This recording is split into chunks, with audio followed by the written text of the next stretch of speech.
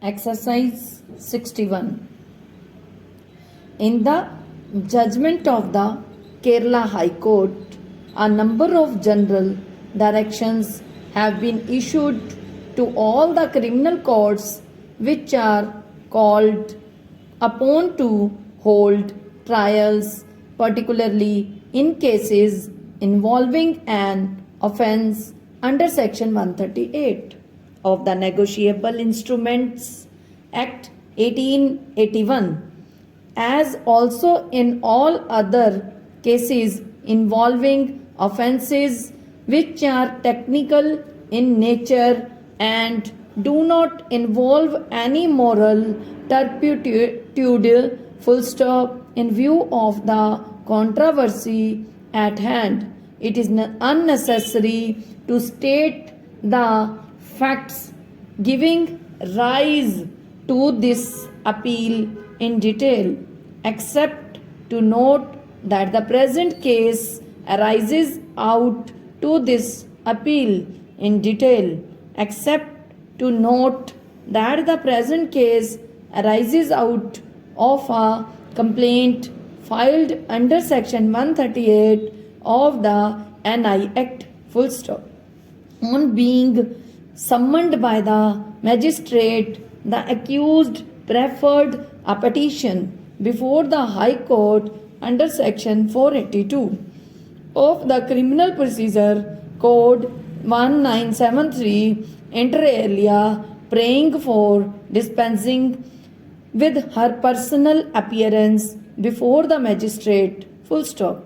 As aforestated, the High Court, while allowing the said application and permitting the accused to appear before the trial court through her counsel, felt that there was great need for rationalizing, humanizing, and simplifying the procedure in criminal courts, with particular emphasis on the attitude to the criminal with no moral turpitude, or the criminal allegedly guilty of only a technical offence, including an offence under Section 138 of the NI Act, relying on the decision of this court in Bhaskar Industries Limited versus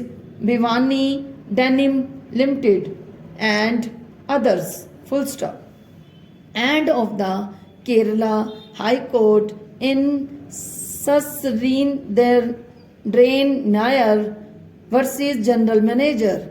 The learned judge has issued the following rules of guardians, with the direction that these can and must certainly be followed by the court below in the instant case, as also by all criminal courts which are called upon to deal with trials under Section 138 of the NI Act, full stop. Hereafter, in all 138 prosecutions, the very fact that the prosecution is one under Section 138 of the Negotiable Instruments Act should be reckoned as sufficient reason by all criminal courts to invoke the discretion under Section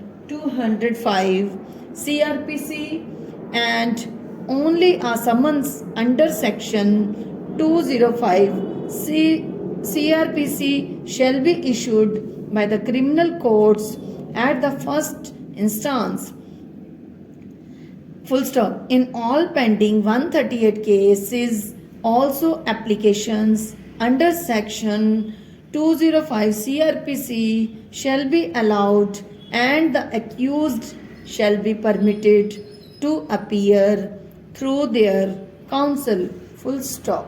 Next para. The plea, whether of guilty or of innocence, can be recorded through counsel duly appointed, and for that purpose personal presence of the accused shall not be insisted. Full stop. Evidence can be recorded in a trial under Section 138 of the Negotiable Instruments Act in the presence of the counsel as enabled by Section 273 CRPC when the accused is exempted from personal appearance and for that purpose the personal presence of the accused shall not be insisted. Full stop. Next para. Examination under section 313B CRPC can be dispensed with under the proviso to section 3131 and if the accused files a statement explaining his stand, the same can be received by the court, notwithstanding the present absence of a provision similar to section 233 and 243 CRPC. In the procedure for trial in a summons case, full stop, the power and the obligation to question the accused to enable him to explain the circumstances appearing in evidence against him must oblige the court in such situation to accept and consider the written statement made by the accused, full stop. To receive the judgment also, it is not necessary or essential to insist on the personal presence of the accused if the sentence is one of fine or the judgment is one of acquittal. Full stop.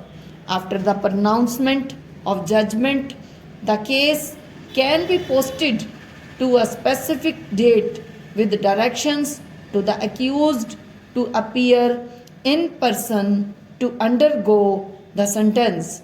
Full stop.